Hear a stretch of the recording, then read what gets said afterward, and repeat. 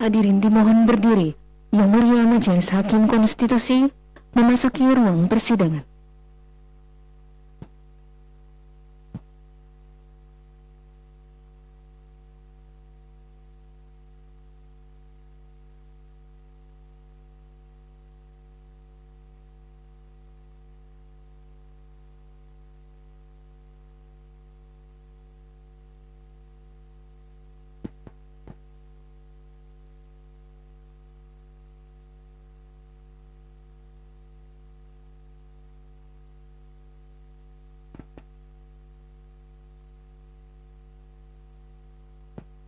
Hadirin disilakan duduk kembali.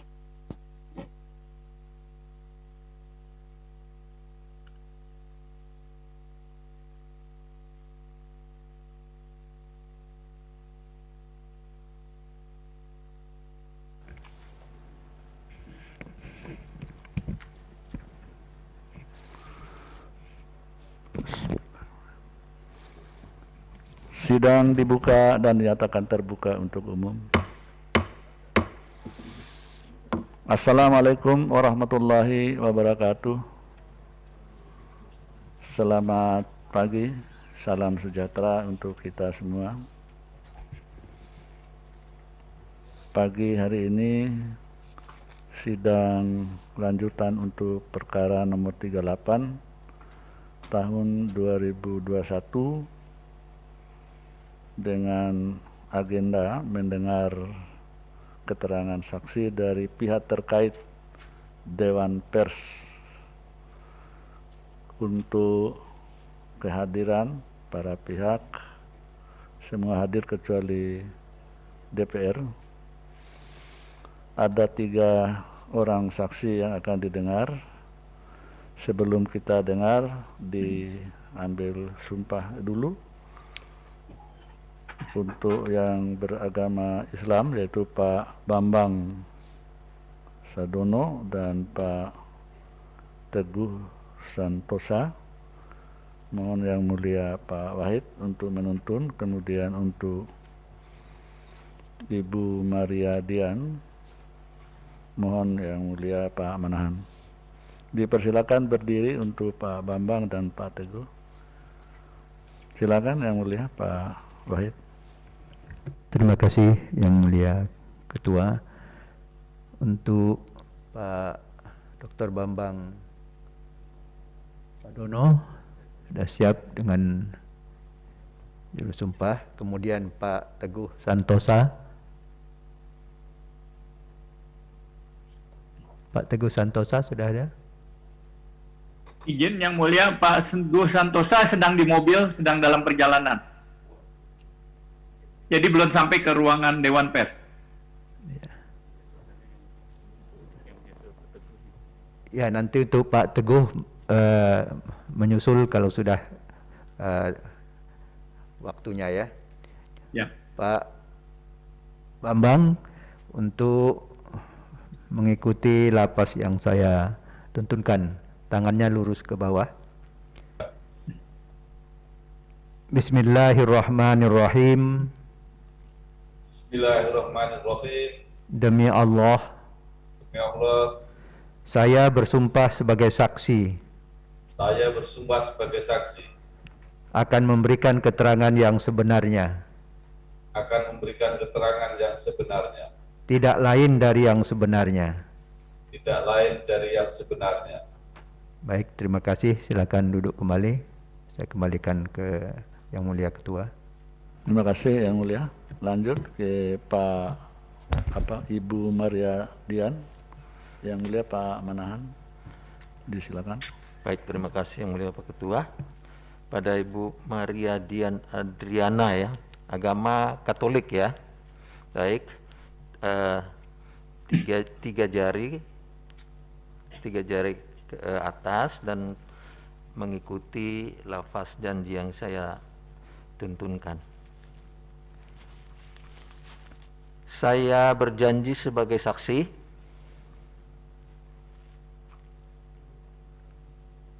berarti suaranya belum di on kan, itu belum kedengaran suaranya.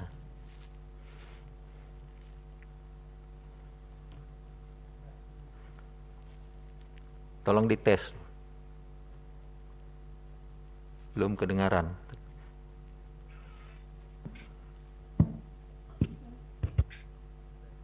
Coba. Ini.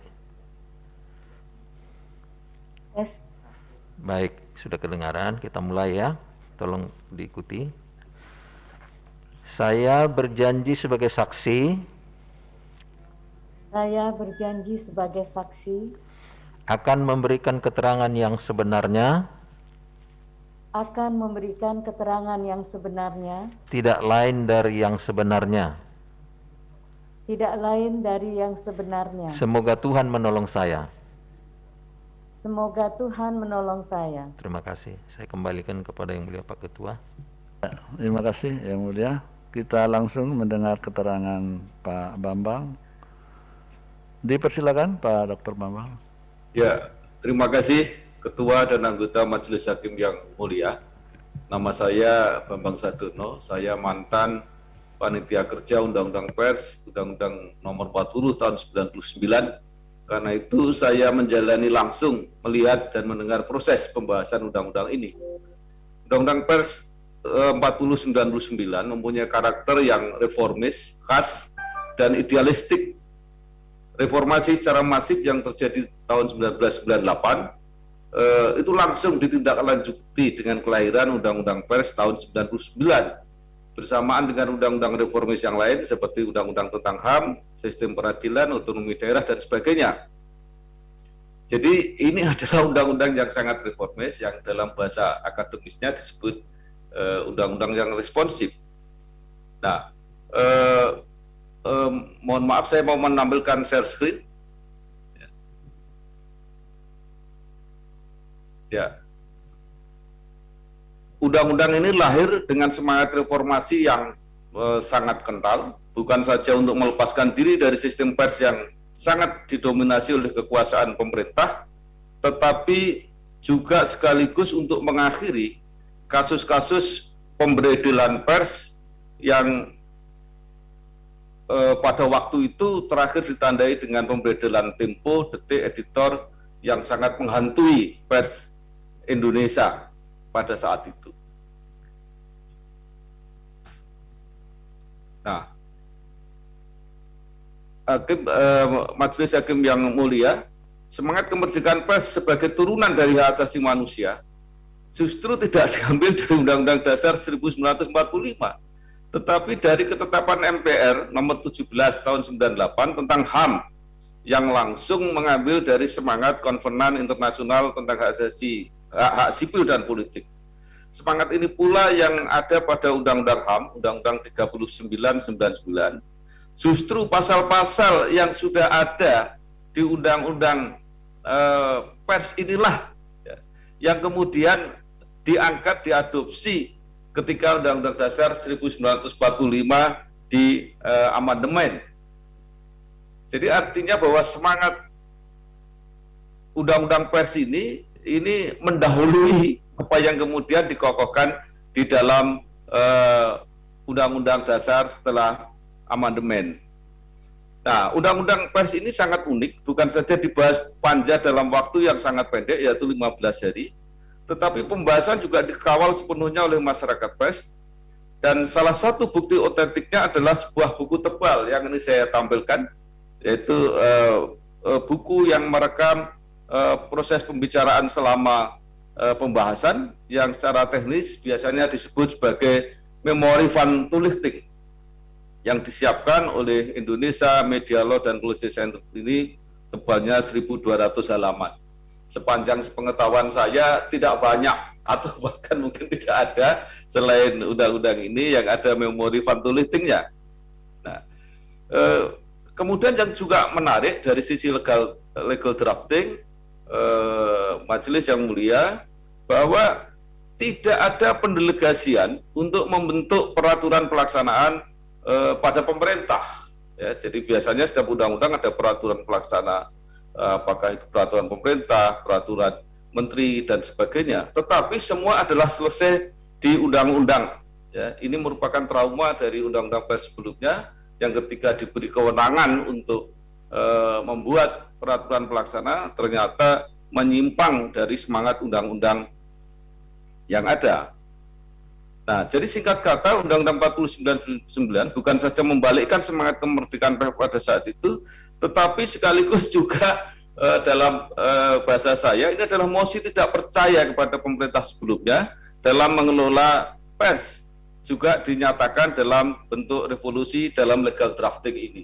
Jadi tidak ada mandat kepada pemerintah untuk mengelola pers, termasuk mengeluarkan regulasi tentang pers.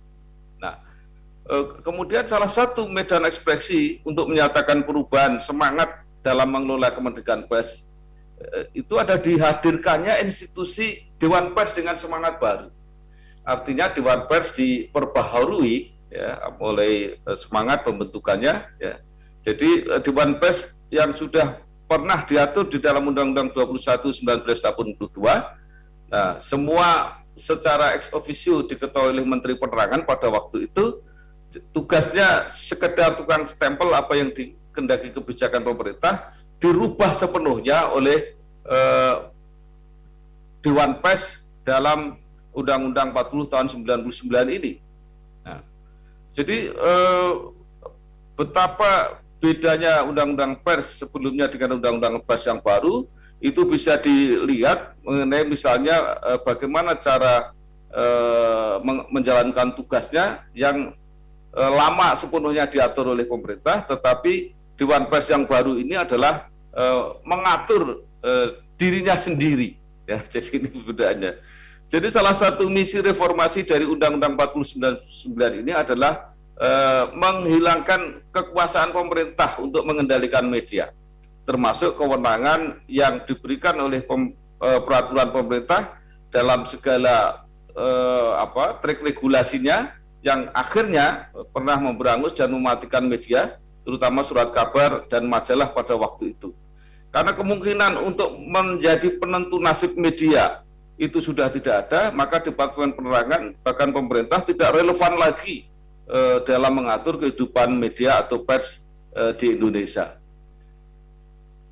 Hadirin sekalian, Majelis Hakim yang mulia, di Memori Fatuh Listing Undang-Undang Nomor 40/99 di situ jelas bisa dibaca, bahkan ketika Menteri Penerangan meminta kewenangan ya, hanya untuk mendata itu tidak disetujui.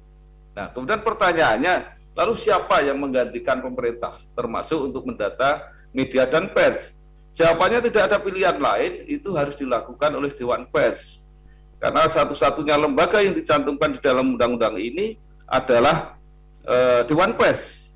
Dengan kata lain, Dewan Pers dibangun sebagai lembaga yang menggantikan Departemen Penerangan sebagai lembaga negara atau setidaknya semi lembaga negara yang mungkin bentuknya memang belum sejelas Komisi Pemilihan Umum atau Komisi Pemberantasan Korupsi atau komisi-komisi negara lain yang hadir setelah Undang-Undang Pers ini.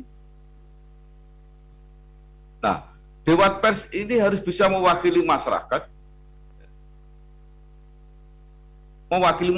dan negara untuk menjamin kebebasan dan kemerdekaan pers. Harus memastikan bahwa organisasi pers, baik perusahaan pers maupun organisasi kewartawanan, mematuhi kode etik profesinya. Dewan Pers juga menjadi tumpuan untuk menjembatani interaksi antara pers atau media dengan pemerintah atau masyarakat pada umumnya. Nah, karena itu maka berbeda dengan organisasi kewartawanan dan organisasi lembaga pers yang memang harus dijamin kebebasannya untuk berserikat, Dewan Pers ini mempunyai posisi untuk mewakili negara. Dewan Pers merupakan lembaga negara yang mendapat mandat dari undang-undang untuk menjaga kebebasan pers dan mengelola pers nasional.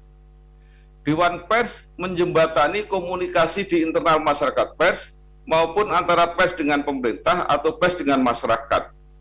Logikanya, maka Dewan Pers harus tunggal, tidak boleh lebih dari satu. Dewan Pers diberi kewenangan untuk membuat regulasi, tidak saja berlaku internal di lingkungan media, sepanjang tidak bertentangan dengan peraturan perundangan lain yang lebih tinggi, maka regulasinya Dewan Pers itu juga mengikat dan berlaku secara publik. Gagasan mengenai Dewan Pers sebagai jangkar yang menggantikan posisi pemerintah dan bertugas melalui yang bertugas mengelola lembaga pers, perusahaan penyelenggara maupun organisasi kewartawanan bisa dibaca pada perdebatan di dalam Memori Fantolitik Undang-Undang 40 tahun 1999 tentang pers, antara lain pendapat Profesor Bahtia Ali pada halaman 447. Ketua dan anggota majelis yang mulia, demikian yang bisa saya sampaikan, mudah-mudahan membantu untuk memperjelas kasus ini dan membantu majelis hakim untuk mengambil keputusan. Terima kasih. Wassalamualaikum warahmatullahi wabarakatuh. Waalaikumsalam. Ya, baik, terima kasih Pak Bambang. Selanjutnya Ibu Maria, dipersilakan.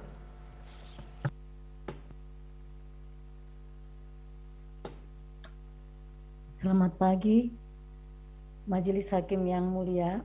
Perkenankan saya Maria Dian Andriana akan menyampaikan apa yang saya ketahui mengenai standar kompetensi wartawan dan uji kompetensi wartawan. Saya sebagai salah seorang anggota tim perumus sertifikasi kompetensi wartawan dan hingga sekarang menjadi penguji untuk uji kompetensi wartawan. Majelis Hakim yang mulia, wartawan adalah profesi yang terbuka. Setiap orang bisa menjadi wartawan. Ketentuan tentang profesi ini diatur dalam Undang-Undang Nomor 40 Tahun 1999 tentang pers, yaitu mereka yang secara teratur melaksanakan kegiatan jurnalistik, mencari, memperoleh, memiliki, menyimpan, mengolah informasi, dan menyampaikannya baik dalam bentuk tulisan, suara dan gambar, serta data dan grafik, maupun bentuk-bentuk lain yang menggunakan media cetak, elektronik, dan segala jenis media yang lain. Uji kompetensi wartawan diperlukan mengingat tugas wartawan adalah menyebarkan informasi, mendidik, menghibur, dan membentuk opini publik. Wartawan harus menjunjung independensi, tidak berpihak pada kepentingan satu kelompok tertentu, netral, dan memberi suara bagi mereka yang tidak bisa bersuara. Melindungi profesi wartawan dari pencemaran yang mungkin bisa dilakukan oleh pihak-pihak yang memanfaatkan profesi wartawan yang terbuka tadi. Uji kompetensi ini terbentuk juga atas kesepakatan bersama semua konstituen Dewan Pers dengan fasilitasi oleh Dewan Pers, dan ratifikasi telah dilakukan dalam penandatanganan bersama ketika Piagam Palembang pada Hari Pers tahun 2010. Perkenankan saya menyampaikan secara singkat. Jadi standar kompetensi wartawan ini sudah disusun, kemudian diresmikan dalam bentuk standar kompetensi wartawan dalam Peraturan Dewan Pers nomor 1 tahun 2010 tertanggal 2 Februari 2010. Ratifikasinya di Piagam Palembang. Uji kompetensi ini akan menguntungkan bagi wartawan yang bersangkutan karena dia akan diakui bekerja secara profesional, kemudian juga perusahaan pers tempat wartawan tersebut bekerja, masyarakat sebagai konsumen berita, serta para narasumber. Wartawan yang kompeten memiliki kesadaran hukum dan etika untuk profesinya, memiliki wawasan dan pengetahuan untuk menunjang tugasnya, memiliki keterampilan untuk mengerjakan tugas dan perannya. Semua wartawan Indonesia yang bekerja di perusahaan pers yang telah diakui dan mempunyai badan hukum PT dapat mengikuti uji kompetensi. Uji kompetensi ini tertutup bagi ASN, TNI, Polri, dan wartawan yang sedang menjadi anggota partai politik. Para wartawan dapat mengikuti uji kompetensi sesuai jenjang pekerjaannya, yaitu wartawan muda, mereka yang masih di lapangan, wartawan madya, mereka yang mengelola keredaksian, koordinator, mereka menjadi redaktur, dan wartawan utama mereka yang di tingkat pimpinan redaksi. Untuk uji kompetensi, wartawan yang sudah memiliki, untuk menjadi penguji kompetensi wartawan, yaitu para wartawan yang sudah memiliki jenjang utama, kompetensi jenjang utama, mengikuti pelatihan dan mendapat SK dari lembaga uji untuk menjadi para pengujinya. Untuk mengikuti UKW, para wartawan harus memenuhi persyaratan yang sudah ditentukan tersebut di atas, kemudian memilih jenjangnya sesuai dengan jenjang pekerjaannya. Namun sekarang sejak ada peraturan yang terbaru, wartawan yang belum pernah mengikuti uji kompetensi wajib mengikuti dari jenjang yang muda, dan sudah disiapkan pula akselerasi untuk mereka yang sudah di level pimpinan, dan itu diatur melalui SK Dewan Pers nomor 39 tahun 2021. Bentuk ujian tatap muka, ada wawancara atau bentuk ujian lisan, dan simulasi. Wartawan melakukan praktek kerja sesuai yang dituntut dalam jenjang ujinya, kemudian para pengujinya melakukan pengamatan. Saat ini sedang dirancang pula suatu uji kompetensi secara hybrid dan sudah diuji cobakan, namun belum semua lembaga uji melaksanakan sistem tersebut. Uji kompetensi ini bisa berlangsung secara gratis, tetapi bisa juga berbayar karena ada biaya yang harus dikeluarkan untuk pelaksanaan ujian tersebut. Beberapa uji kompetensi juga akan diawali oleh penyegaran ilmu jurnalistik bagi para peserta. Cara penilaian dilakukan dengan sangat transparan. Penguji bertugas mengumpulkan bukti atas kompetensi sesuai unit uji yang dilakukan, kemudian memberikan penilaian dengan standar nilai 70 ke atas adalah mereka yang dinyatakan kompeten, sementara bila belum mencapai 70 ke atas,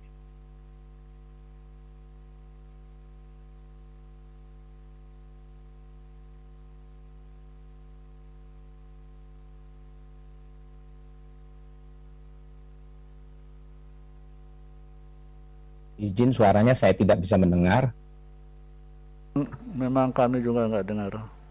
Siap yang mulia, terima kasih yang mulia. Sinyalnya nggak ada tuh.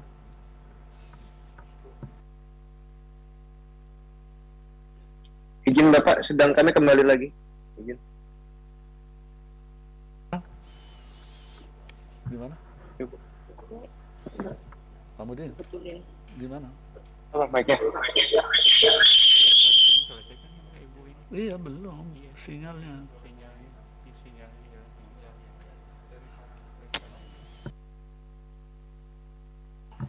Coba, sudah ada suaranya. Coba silakan. Selamat pagi. Itu, lanjut. Baik, saya ulang sampai di bagian cara penilaian. Di sini para penguji mengumpulkan bukti dari seluruh unit yang diujikan. Kemudian setiap unit tersebut mempunyai nilai, yaitu peserta harus mendapatkan nilai 70 ke atas untuk dinyatakan kompeten. Apabila nilainya belum mencapai 70, berarti para wartawan yang mengikuti uji kompetensi tersebut dinyatakan belum kompeten dan dapat melakukan uji ulang 6 bulan kemudian.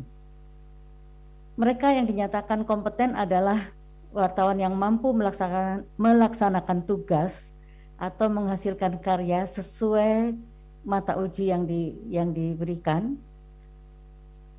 Antara lain adalah mampu memahami dan menerapkan kode etik jurnalistik dan beberapa tugas-tugas jurnalistik sesuai jenjang yang akan diikuti. Materi uji kompetensi ini adalah standar minimal. Dalam arti beberapa perusahaan pers mungkin menerapkan standar yang lebih tinggi, namun di uji kompetensi ini standar minimal harus bisa dikuasai oleh para peserta.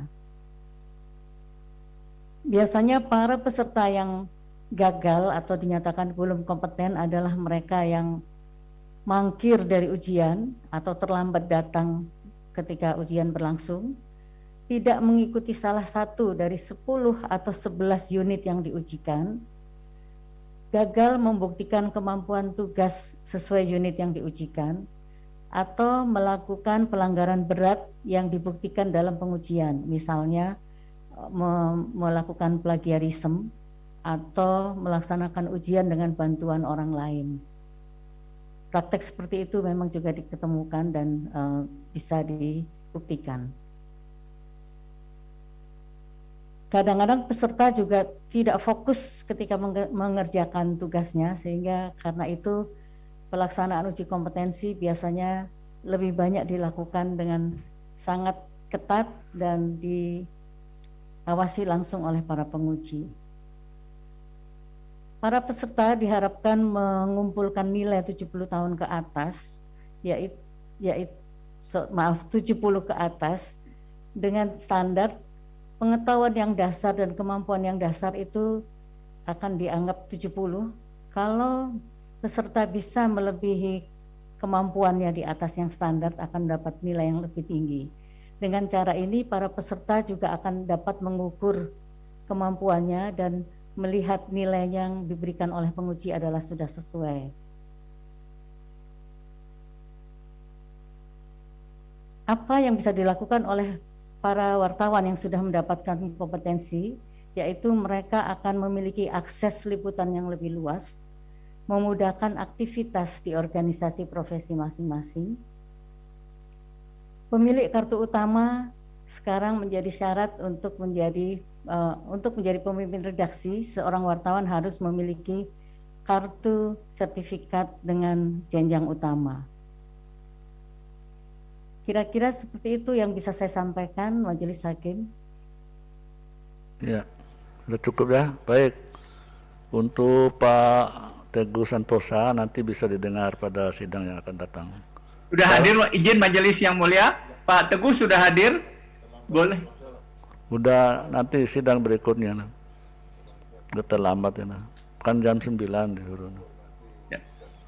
Baik, untuk kuasa Dewan Pers, ada pertanyaan untuk Pak Bambang dan Ibu Maria? Tidak ada, Majelis. Tidak ada, baik. Kemudian pemohon? Ini yang mulia dari kuasa pemohon. Ya, silakan kalau ada. Baik, saya akan bertanya kepada saksi Bapak Bambang Sadono. Menarik ini yang disampaikan oleh Bapak Bambang Sadono di akhir tadi, di slide-nya juga ada tertulis bahwa Dewan Pers mempunyai kewenangan untuk membuat regulasi, termasuk memfasilitasi organisasi pers untuk membuat regulasi. Ini dalam satu kalimat yang tadi Bapak Bambang Sadono sampaikan ini terdapat kontradiksi interminis, pertentangan. Jadi di satu sisi Bapak mengatakan Dewan Pers punya kewenangan membuat regulasi, kemudian di satu sisi mengatakan memfasilitasi. Kalau kita bandingkan dengan keterangan Presiden, keterangan pihak pemerintah, di halaman 16 mengatakan Dewan Pers tidak bertindak sebagai lembaga pembentuk atau regulator. Kemudian di keterangan Dewan Pers sendiri yang tertulis di halaman 12 ini menyatakan fasilitasi ini adalah mendiskusikan, membahas secara simultan, kemudian memformalkan hasil akhir. Jadi pertanyaan saya kepada Pak Bambang, kewenangan Dewan Pers membuat regulasi, memfasilitasi, atau kedua-duanya, supaya ini tidak timbul ketidakjelasan, karena kalau dari kalimat yang Bapak sampaikan ini dua-duanya, padahal itu dua hal yang berbeda. Mohon keterangan dari saksi Bambang Sadono. Itu saja. Izin yang mulia, dari prinsipal kami ada pertanyaan yang mulia. Ya, silakan. Silakan Pak Hince dulu, izin yang mulia. Ya. Pak Hince monitor. Nah, terima kasih atas kesempatan menjelaskan yang mulia. Saya ingin bertanya kepada saksi pertama tentang pernyataan beliau bahwa sepengetahuan saksi, apakah benar Dewan Pers membuat peraturan tentang standar organisasi pers yang seharusnya anggotanya 200 anggota perusahaan pers, tapi pada kenyataannya ada satu organisasi yakni Asosiasi Televisi Swasta Indonesia yang anggotanya hanya 7 perusahaan pers, tapi dijadikan konstituen Dewan Pers. Kemudian saya ingin bertanya juga kepada saksi yang kedua, apakah benar selama sepengetahuan saksi, apakah benar selama ini anggota Dewan Pers memiliki hak suara dan bahkan ikut memilih anggota Dewan Pers? Dalam hal Undang-Undang Pers disebutkan anggota Dewan Pers dipilih oleh organisasi wartawan dan organisasi perusahaan pers. Jika benar, mohon dijelaskan mengapa seperti itu. Jika tidak benar, mohon dijelaskan sepengetahuan saksi seperti apa sesungguhnya tata cara pemilihan anggota Dewan Pers. Pertanyaan ini saya sampaikan ke kedua saksi. Terima kasih. Iya. Izin yang mulia, saya pemohon ketiga yang mulia. Ya, terima kasih yang mulia. Sebentar. Siap. Ya.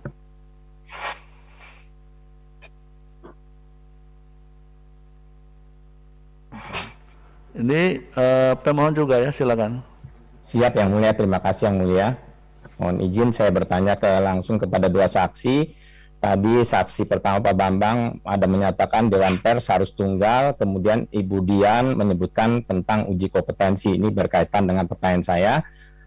Sepengetahuan saksi, apakah benar uji kompetensi wartawan yang dilaksanakan Dewan Pers belum terregistrasi di Kemenaker dan tidak mengacu pada kerangka kualifikasi nasional Indonesia, di mana menurut Undang-Undang Nomor 13 Tahun 2003 tentang ketenagakerjaan, pelaksanaan uji kompetensi wartawan harus mengacu pada standar kompetensi yang terregistrasi di Kemenaker, dan pelaksanaan sertifikasi profesi merupakan kewenangan Badan Nasional Sertifikasi Profesi atau BNSP melalui LSP. Jika benar, mengapa hingga sampai saat ini terjadi demikian? Kemudian jika tidak benar, mohon penjelasan tentang mengacu pada kerangka kualifikasi apa pelaksanaan uji kompetensi wartawan di Dewan Pers, karena permintaannya kan harus tunggal, padahal kami mempunyai lembaga sertifikasi tersebut.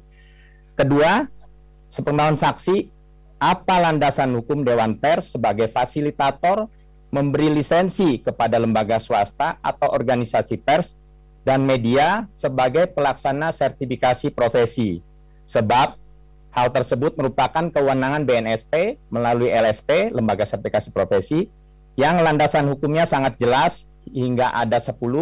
Saya mohon izin hanya membacakan 3 dari landasan hukum tersebut.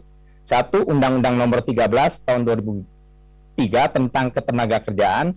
2. Peraturan Pemerintah Nomor 23 Tahun 2004 tentang Badan Nasional Sertifikasi Profesi atau BNSP. 3. Permenaker Trans Nomor Per 21/Men/10 tentang tata cara penetapan standar kompetensi kerja nasional Indonesia. Jadi, sepengetahuan para saksi, apa sih landasan hukum Dewan Pers sebagai fasilitator memberi lisensi? Seperti tadi disampaikan Ibu kan selalu melakukan uji kompetensi. Kami justru lembaga sertifikasi profesi, memiliki lembaga sertifikasi profesi Pers Indonesia yang terlisensi di BNSP. Itu dua pertanyaan kepada para saksi. Terima kasih yang mulia.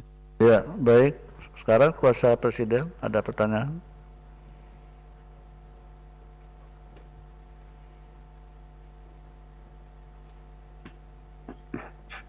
Kuasa Presiden.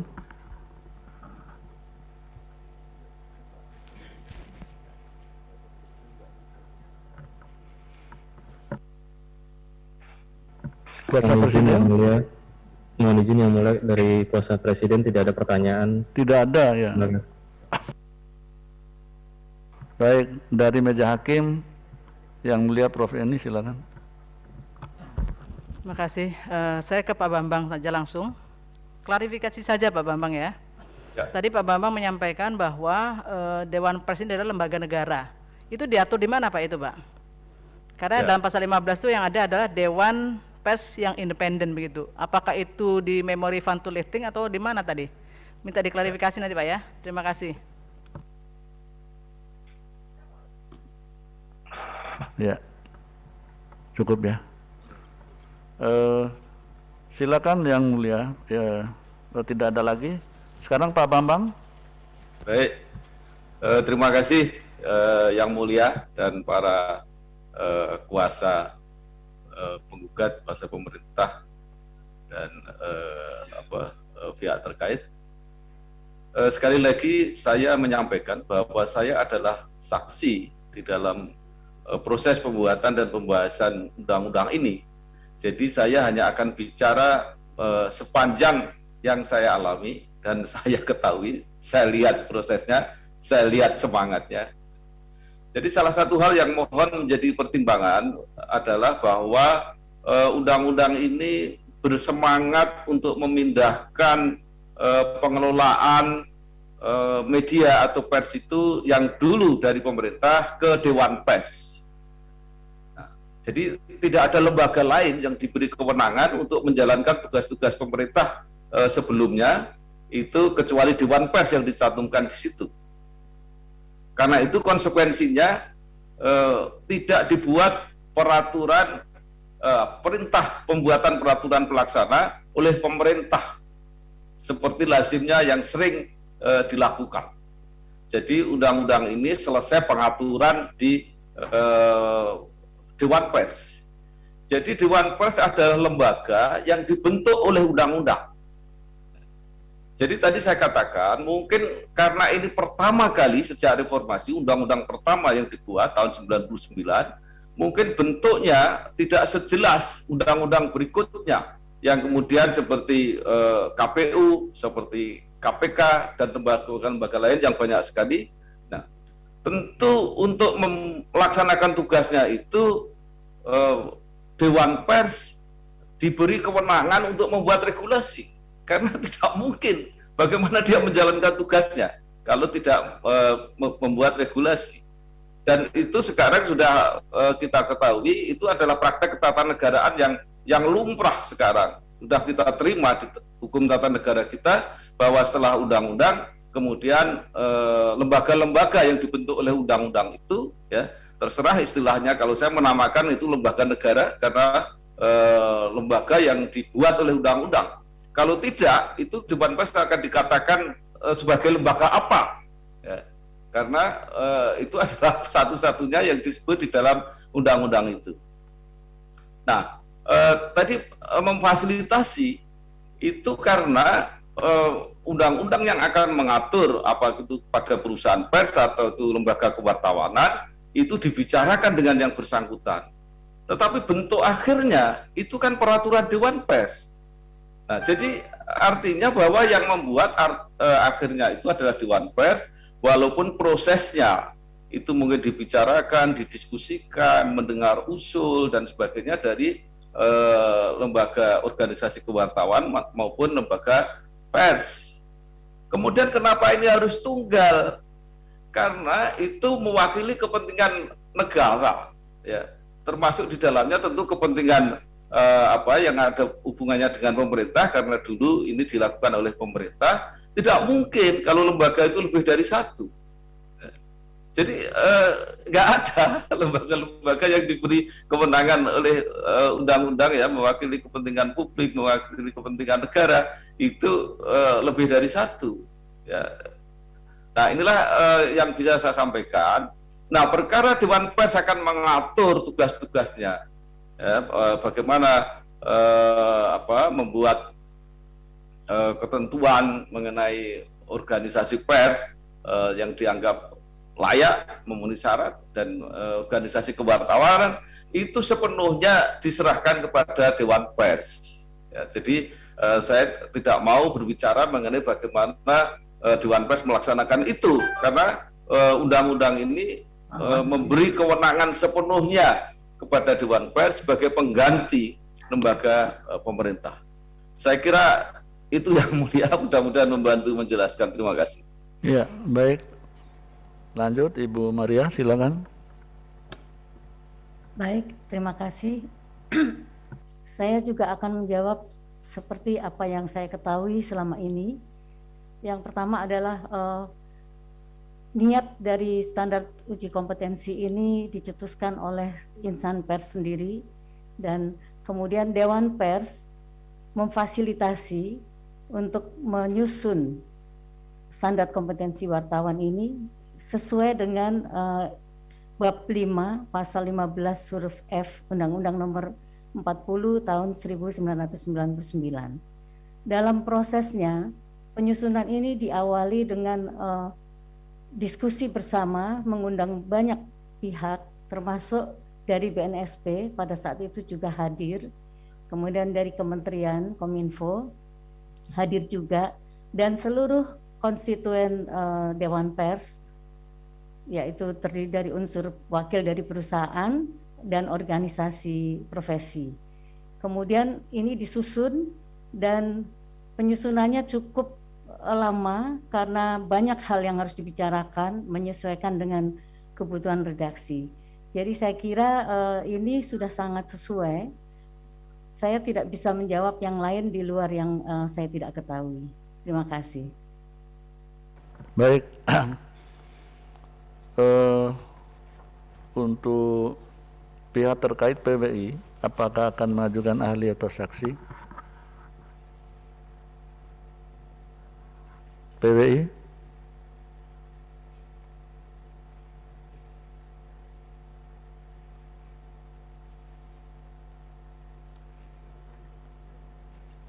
PBI ada satu majelis sebaik saksi maupun ahli.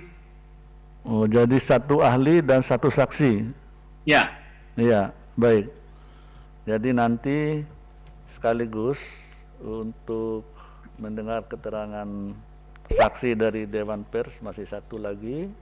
Jadi untuk PBI satu saksi dan satu ahli, maka sidang ditunda hari Kamis 19 Mei 2022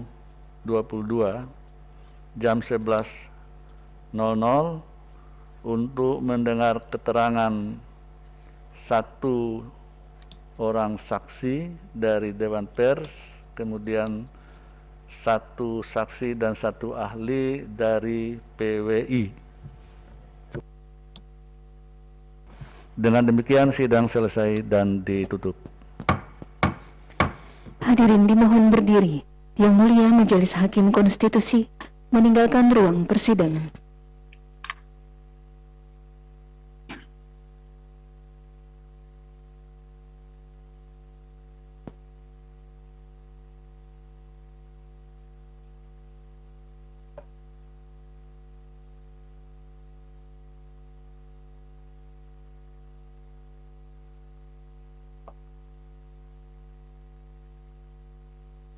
Hadirin disilakan duduk kembali. Hadirin yang kami hormati, demikianlah persidangan pada hari Kamis tanggal 21 April 2022 untuk perkara nomor 38-PUU-19 telah selesai. Sidang lanjutan akan dilaksanakan pada hari Kamis tanggal 19 Mei 2022 pada pukul 11 waktu Indonesia bagian Barat. Sidang berikutnya akan dilaksanakan pada pukul 10.30 waktu Indonesia bagian Barat untuk perkara nomor 25 dan 34/PUU/20 Romawi/2022. Terima kasih, selamat pagi.